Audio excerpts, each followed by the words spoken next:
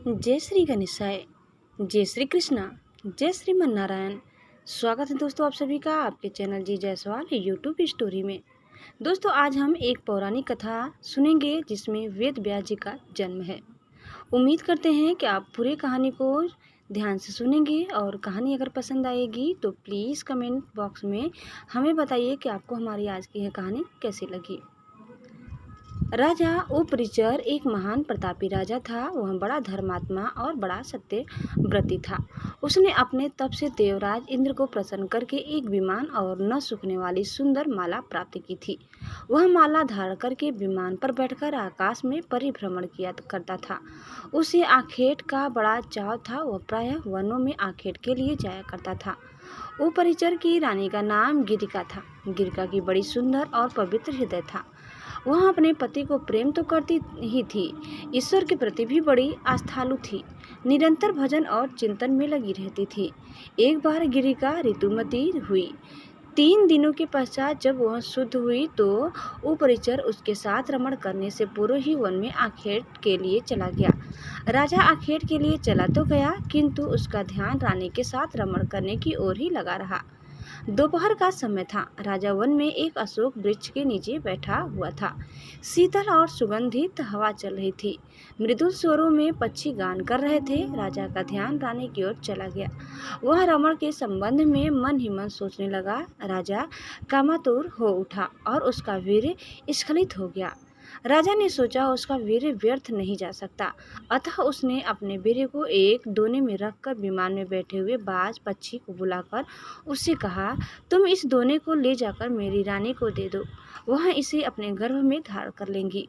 बाज दोने को मुख में दबाकर राजा के भवन की ओर उड़ चला। वह यमुना नदी के ऊपर से उड़ता हुआ चला जा रहा था। सहसा एक दूसरे बाज की दृष्टि उस पर पड़ी। इसने सोचा वह अपने मुख में खाने की कोई वस्तुएं दबाए हुए है, अतः उसने उस बाज पर आक्रमण कर दिया।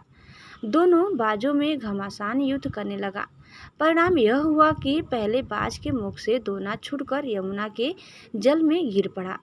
दोने में रखा वीर्य पानी में मिल गया। एक मछली की वीर्य पर दृष्टि पड़ी। उसने सोचा यह खाने की वस्तु है, अतः वह उसको पानी के साथ निगल गई। फलतः मछली गर्भवती हो गई। दासराज नामक मल्लाह को वह मछली शिकार में मिली। जब उसने मछली के पेट को बीचों बीच से काटा तो उसके पेट से एक बालक और एक बालिका निकली। दासराज ने दोनों को उपरिचर में भेंट कर दिया। उपरिचर ने बालक को तो अपने पास रख लिया पर बालिका को दासराज को लौटा दिया। दासराज उस बालिका को अपने घर ले जाकर उसका पालन पोषण करने लगा। दासराज ने बालिका का नाम सत्यवती रखा। वह मछली के पेट से उत्पन्न थी, इसलिए उसके शरीर से मछली की सी गंध निकला करती थी, अतः लोग उसे मत्स्य गंधा भी कहा करते थे।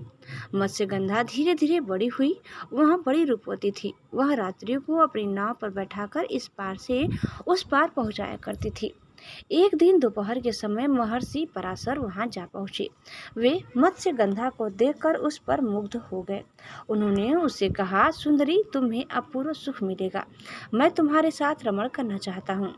मत्स्य गंधा ने उत्तर दिया, महर्षि, आप यह कैसी बातें कर रहे हैं? दोपहर का समय है, आसपास लोग बैठे हुए हैं, मैं आपके साथ रमण कैसे कर सकती हूँ? पराशर जी ने योग शक्ति से चारों ओर कोहरा पैदा कर दिया और बोले, अब हमें कोई नहीं देख सकेगा। तू निश्चिंत होकर मेरे प्रस्ताव को स्वीकार कर ले। मत्स्यगंधा पुनः बोल उठी, महर्षि, मैं कुमारी हूँ, पिता की आज्ञा के अधीन हूँ। आपके साथ रमण करने से मेरा कौमार्य नष्ट हो जाएगा, मैं समाज में लांछित बन जाऊंगी। पराशर जी ने उत्तर दिया, तुम चिंता मत करो, मुझसे रमण करने के पश्चात भी तुम्हारा कौमार्य बना रहेगा। गर्भवती होने पर भी गर्भ का चिन्ह प्रकट नहीं होगा। मत्स्यगंधा फिर बोली, एक बात और, मेरे शरीर से मछली की सी गंध निकलती है, आप मुझे वरदान दे कि वह गंध के रूप में बदल जाए और 4 कोस तक फैली रहे। पराशर जी ने तथास्तु कह दिया। फलतः मत्स्यगंधा के शरीर से कस्तूरी की सी गंध निकलने लगी। वह गंध 4 कोस तक फैली रहती थी, अतः अब वह योजना गंध भी कही जाने लगी। पराशर जी ने मत्स्यगंधा के साथ रमण किया। उनके साथ रमण के फल स्वरूप वह गर्भवती हुई। समय पर यमुना के द्वीप में एक बालक ने उसके गर्भ से जन्म लिया। वह बालक जन्म लेते ही बड़ा हो गया। वह तप करने के लिए वन में चला गया। वही बालक जगत में वेद व्यास जी के नाम से प्रसिद्ध हुआ। वेद व्यास जी का पूरा नाम कृष्ण द्वैपायन वेद व्यास था। वे श्याम वर्ण के थे, इसलिए उनका नाम कृष्ण पड़ा।